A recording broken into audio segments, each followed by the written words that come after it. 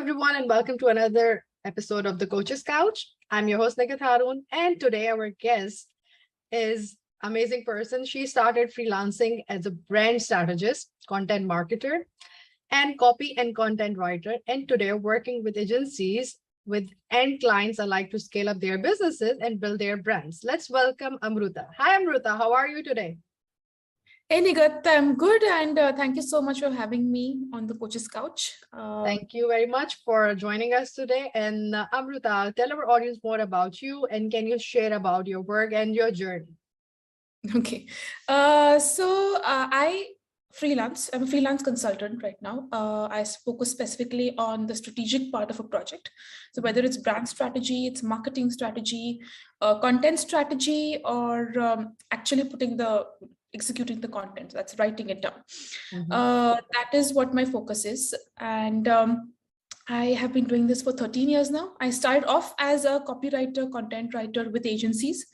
And then I graduated to starting my own agency, which went on for about 8 years. And then I had to shut it down post-COVID, post which I've started freelancing now. Purely.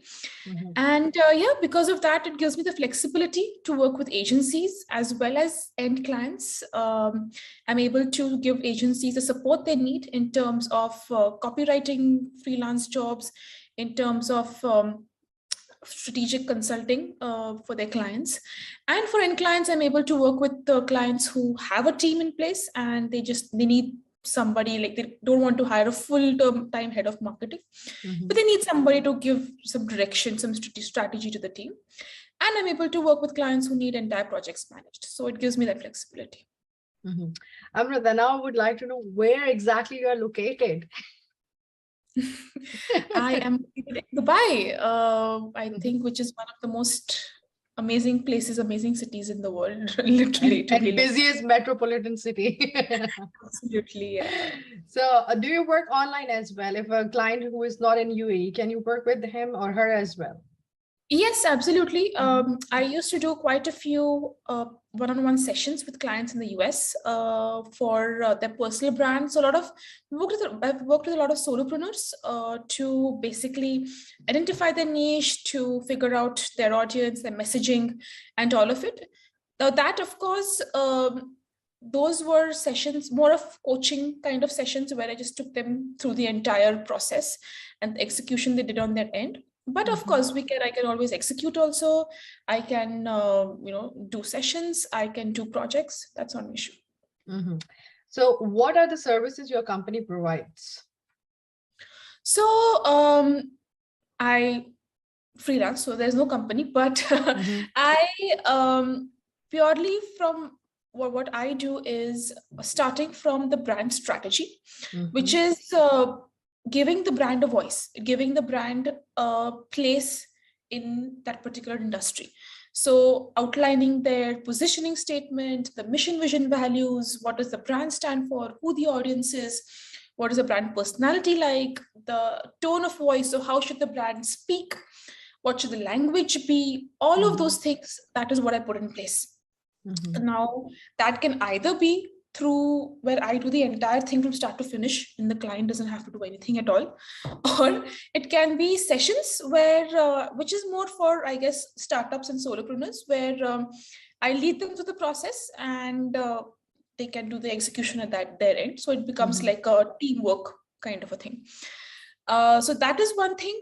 Marketing strategy is another, where again, I just put the marketing for the entire year in place. What kind, depending on the budget, what kind of marketing should you do, online, offline, what kind of platform should it be on, depending on the budget and your audience, and where should you basically be putting your money.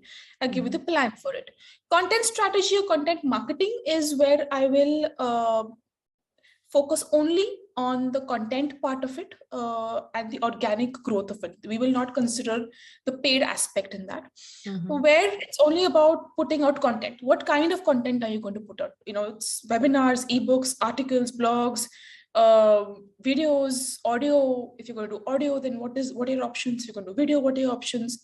So putting that strategy out, creating your content buckets, creating the different topics that you will be writing about, or you'll be executing, and then actually doing it, actually writing it, planning it, posting for you if needed, again depending on what the client needs, and repurposing the content. So if it's an article, then how do you turn it into a script? How do you turn it into posts?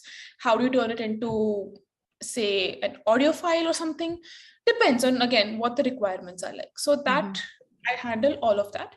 And then, of course, I handle one-off projects also. If it's only freelancing, for instance, if it's only content writing, only copywriting, the client just wants blogs, they just want articles, they just want website content written. So I freelance in that way.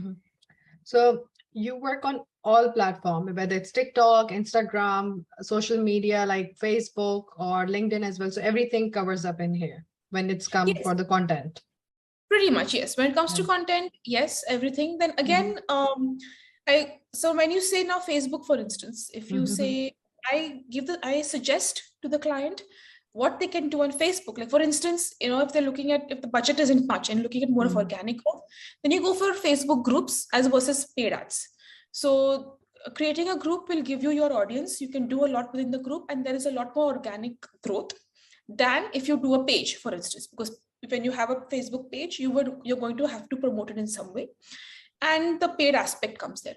So it's not just about putting out content, it's also about telling the client what is right or wrong, or what they should or shouldn't do, depending on what their budget is and who their audience is. Amazing. I need to contact you after this interview. I have a lot of problems in my content. So why is content marketing so powerful?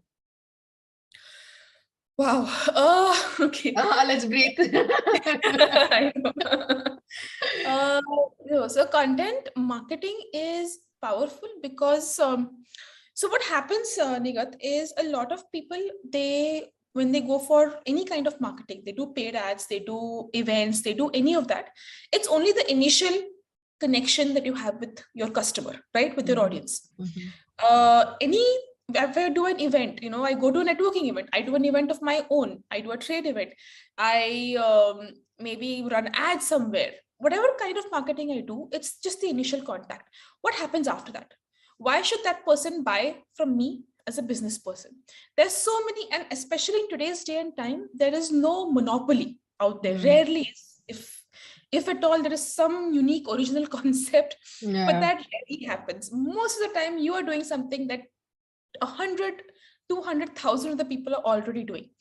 So why should they buy from you, really? What's unique?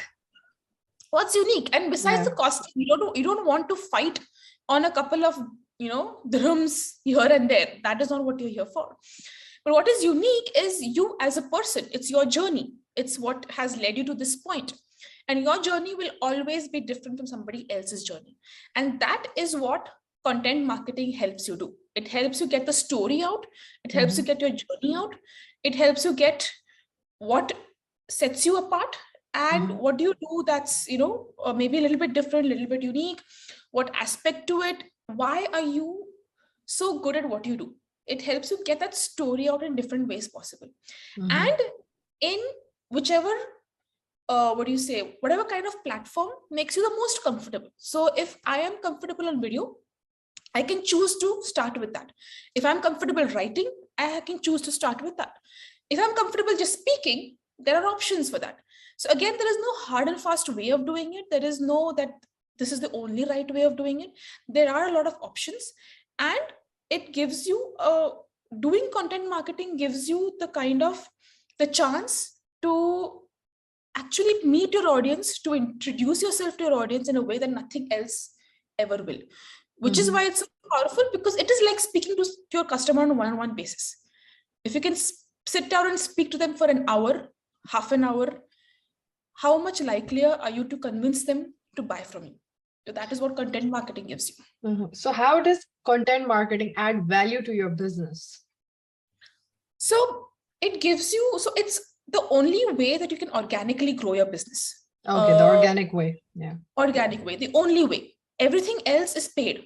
It has some paid aspect to it. You run ads, you have to pay. You do events, you have to pay. You do PR, you pay an agency, or you do paid, some version of paid PR. everything is paid. Content marketing is the only thing that is organic. Now, of course, you say that if you cannot do it yourself, you hire an agency, you have to spend an X amount. Okay. You have to maybe if you're doing videos, you spend on the equipment, that is an expense. But the medium itself is free.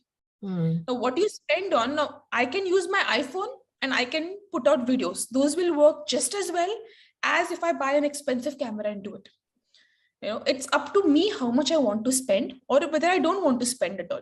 It gives me that freedom. So I can start with a basic budget. And if I have a really good budget, then there's a lot more that you can do, obviously. But even if you don't have a budget, you can still do quite a bit. It gives you that freedom, and it's the only way to grow organically. So it's totally depend on your budget or the way you want to spend your time and money. It's totally on that. And the way you want to present yourself, what do you want to actually put out there? It entirely depends on that. So why is copyrighted content so important? Like a lot of people have confusion and they don't even know what's a copyrighted content is. So why is it so important in today's world? So copywriting is basically writing of whether it's your sales copy, like your ads, your emailers, any of the things that actually sells for you, or it's your content marketing content, which is basically your LinkedIn posts or your video scripts, or your scripting for your webinars, any of that. So that basically, if you can write as a business owner, if you're a good writer, that's fine, that's great. So you can do it yourself. If you're not, then you run the risk of a lot of people, they're not, which is fine. But then what happens is they're not able to convey what they want to say in the appropriate manner. And then that doesn't really reach their audience properly. Professional writing, getting a professional to do your writing is basically, it's not just about getting your thoughts out. That is one thing. So me, for instance, I take the brand into account. I take what the client has to say into account. It works on both levels. So all the copy and content I write, it is from a brand's point of view, the brand's voice. What is the brand? What kind of a personality does the brand want to show? And then yes, what do I want to say as the brand's owner, or what do I want to say as the brand stakeholder? It has to work on both levels for the entire effect to come out. Because you're seeing something. No, go ahead. Okay. I have a curiosity now. I will ask you something. Because I, as a business person, if I'm just talking about my products, nobody's interested. They want to know me. They also want to know about my company. So how do you marry those two things? That is what a professional copywriter does. So you manage two wives together in one house. That's what I can hear now. So I just need to know one more thing, like how exactly the content, like especially if you're writing for someone, is charged. Is it per word, or is it something like per pages? How exactly it charged? I mean, I don't charge per word. There are writers out there who charge per word, but because I lean more towards brand content, which is basically your website content from the point of view of a brand, your mission, vision, values, your blogs, or any kind of thing which reflects who you are as a brand. So there it's difficult for me to say that I will only write so many words, or I will only write 500 words or only 1,000 words. That becomes a bit difficult. So I don't charge per word. I charge depending on its bulk. So if it's blogs, for instance, or if it's articles or whatever it is, if it's a every month kind of a thing, then I charge depending if you want 10 or 15 or 20 or 30, depending on that, other than the per words. Okay. So now let's talk about how do you help small or medium enterprises or solopreneurs? So, okay, now these are all three different sectors. For solopreneurs, again, a lot of solopreneurs I've worked with, it is primarily because they're not able to identify a niche for themselves, identify which area they're supposed to be working in, identify exactly what kind of an audience they're supposed to be working with. Now, for instance, one of the solopreneurs who I had coached, she was an image consultant, basically, but she wanted to work with single mothers specifically. Till then, till she talked to me, her audience was mothers in general or women in general. But her own story was such that she had become a single mother, and because of that, she knew what when you add that extra level of being a single mother, it's more difficult to take care of yourself, right? You're taking care of the house, you're taking care of the kids, you're taking care of your business, you're taking care of a lot of things. Then how do you take care of yourself? So that adds like an extra layer to it. And a lot of women did not. So a lot of single mothers, when she talked to them, she didn't really tell them her story. So that whole question was like, do you really understand where I'm coming from? Or, do you understand what I'm saying? So I coached her through the process where basically we read her entire messaging, read the way she was putting herself out there, read her story, her entire website and all of that. And basically, and she was a little afraid to target only single mothers because she thought that would really bring her audience down. Yes, too segmented. But what happened was her doing that just basically shot her business up. Because instead of trying to appeal, because you appeal to so many women out there, how many women are there, right? You're supposed to tell each of them a different story. Instead of that, she had one story, she stuck to one story, she spoke to one person, and that just made them believe her all the more. So those kind of things, whether it's for a solopreneur, taking you through your entire journey, taking you through who you're supposed to be as a brand, who is your audience, basically guiding you, the entire hand-holding that's needed, that is what I give. And in terms of the content marketing, what type of platform should you use? How should you put yourself out there? And what should you do? I can give the entire strategy and I can give the entire execution for that. Similarly, for a startup, the only thing is for a startup, it's more sales oriented than brand oriented for them because they need the money coming in. So a lot of times the brand takes a back seat. What I do is I do both together. I give them the brand, I do the marketing, I do the sales. It's all together instead of doing it one after the other. So they get the results in the shortest possible time instead of having to wait for a long time. And for SMEs, again, now SMEs is a unique sort of a problem they have, which I've seen is a lot of SMEs, they don't do anything in the beginning in terms of their brand or in terms of their content or in terms of anything. They just sell. And then once they have been doing it for like 10 years or 15 years, then they realize that, oh my God, I need a brand because I can't scale up. If they're looking at growing, they're looking at scaling up, they're looking at going public, IPO. You cannot do that if you have no brand, if you don't have any kind of thought leadership, if people don't really know what you do in like properly, any kind of a perception, then they want to create a brand. So the person doing it has to sort of go backwards. They have to round and round. Round and round, because you have to understand what's happening, you have to understand what they've been doing, what are the mistakes that have been made, and undo everything and then redo it. So that is an entirely new, different issue that SMEs have. But yeah, so for them, I do the brand audits to understand what has been going on so far, understand what the problems they're facing, and understand what they can do going ahead. And after that, then I put the brand in place, I give them the strategy, I give them the long-term plan, I do the entire thing for them. Wow. So I heard about money matters. So let's discuss about money matter. How to set up a marketing budget for a small businesses, or how do you calculate a brand budget? Because this is something I have seen lot of businesses are struggling with. Okay, so to calculate, okay, let's go with the brand budget first. Now, brand budget is basically setting your brand up. It's basically about the strategy, right? That is very straightforward because it is whatever the consultant or the agency is going to charge.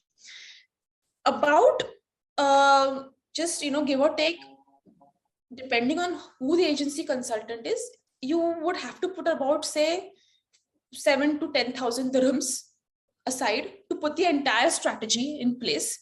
The internal, external, the touch points, including the designing, including the logos, your collaterals, and everything. So all of that, about 7,000 to 10,000 is what, and possibly higher, is what a consultant or an agency would charge, depending on how small or big they are. That is a straightforward thing. They usually, because there aren't a lot of moving parts to it. Marketing has a lot of moving parts. There are too many different things. So for a marketing budget, what I would say is the company or the business should work backwards. They should first understand, okay, this is who my audience is. This is what my, this is where I can find them. This is how to reach them.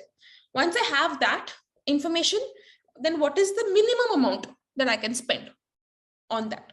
Whatever. So now if it's going to be content marketing, what is the minimum amount? Do I need to have an agency? Do I need to have a person? Can I do it myself? Should I hire a person? If I hire a person, okay, what can that person do? Figure the minimum amount out and then figure the maximum amount. So if I say the minimum amount is 3,000 dirhams, for instance, that I can spend per month. Maximum, I can maybe spend 7,000 dirhams. Yeah. So in the middle of this, so say if you can take a sweet spot of 5,000 dirhams. So in 5,000 dirhams, what are my priorities? So as I said, where is my audience? How can I reach them? Where can I get the most bang for the buck? So where can I get the most maximum result and reach the maximum number, the audience that I can possibly reach? Now, whether that is then events, whether that is social media, whether that is webinars, whether that is offline, online, whatever. Choose that one platform and then just focus on it.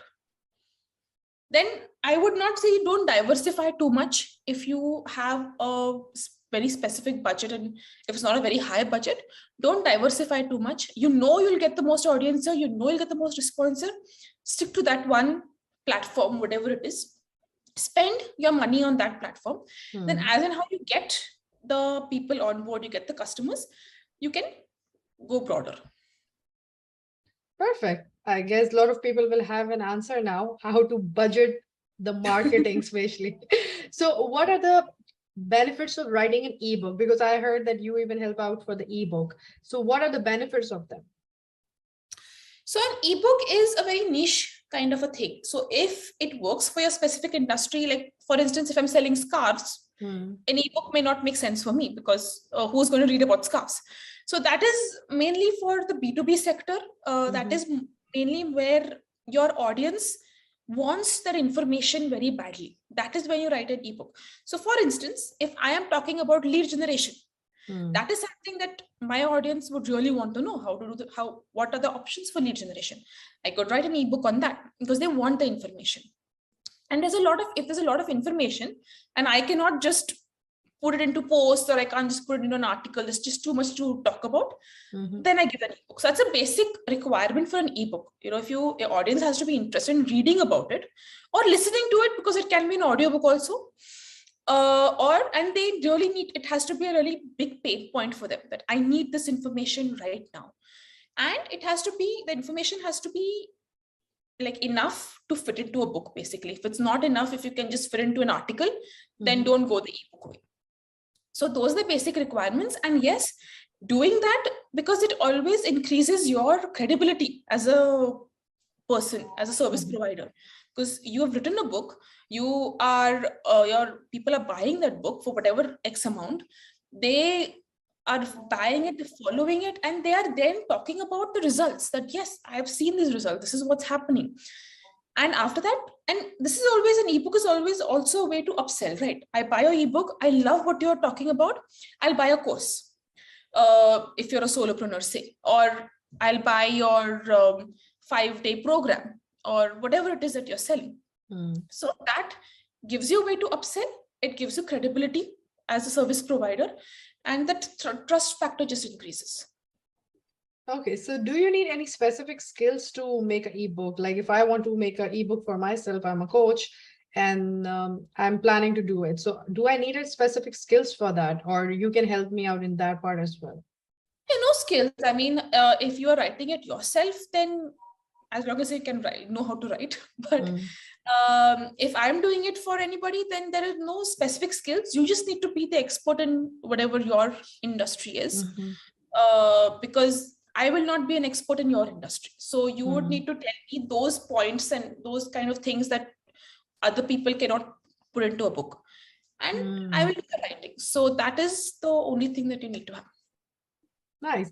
So I have get a lot of information from this interview today. Thanks a lot for opening up and giving such an insight how a brand strategist or how marketing can help us to get up or like level up our businesses.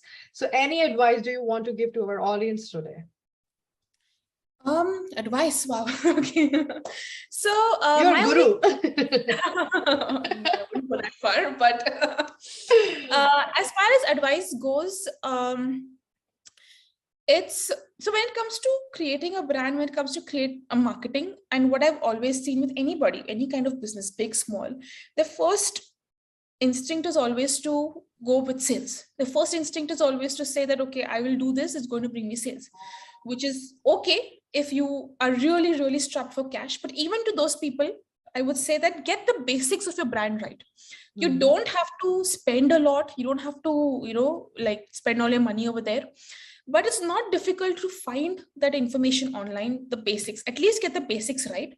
So later on, when you are actually trying to scale up, things become a lot easier for you. Because a lot of people, they just go into the sales and then they wake up and realize that my brand is going in the wrong direction. Because what happens then is you're just driving in the wrong direction. Then after the first set of customers, 10, 15, 20, 30, 100 customers, it becomes difficult to talk to more. It becomes difficult to convince more. Then you're just all over the place. You're not able to find the right path, to find the right direction. And you just try 10 different things. Then in that process, you spend a lot more money. You waste a lot more time. And you're just as confused as you would be. So at least get the basics in place, at least go in the right direction that you're sure of. So later on, it becomes easier for you to scale up or to upgrade. So how a person can approach you or contact you if they want to have a support from you in their marketing and their sales or in their content writing? They can always email me. My email address, I guess, if you can just put it, because it's very long. I will put in the bio. And or LinkedIn or on Instagram, I'm crafting brands. So if you search for that handle on Instagram, I'm there. On LinkedIn also, actually, I've used the same handle, like the URL for LinkedIn. But otherwise, you can search by my name, Amruta Pathak. That just takes a long time to for people to find. So if you again you put crafting brands over there, you can get me. And your profile is in Dubai, right? Yes, absolutely. My profile is in Dubai. Okay, perfect. So anybody who wants to have a 30 minutes consultation on their brand strategies or content writing, Amruta is available. She's giving our viewers a 30-minute free consultation, but make sure that you use it nicely and wisely so she don't feel pissed off in the end. And if you're joining us today, so thank you very much for joining us and watching this interview. If there's anything you would like to know about marketing, please feel free to contact her. I'm here to run this show, so I'm not able to give you the answer related to marketing especially. And thank you very much for joining us today. See you next week with another episode of the Coach's Couch. Have a nice day.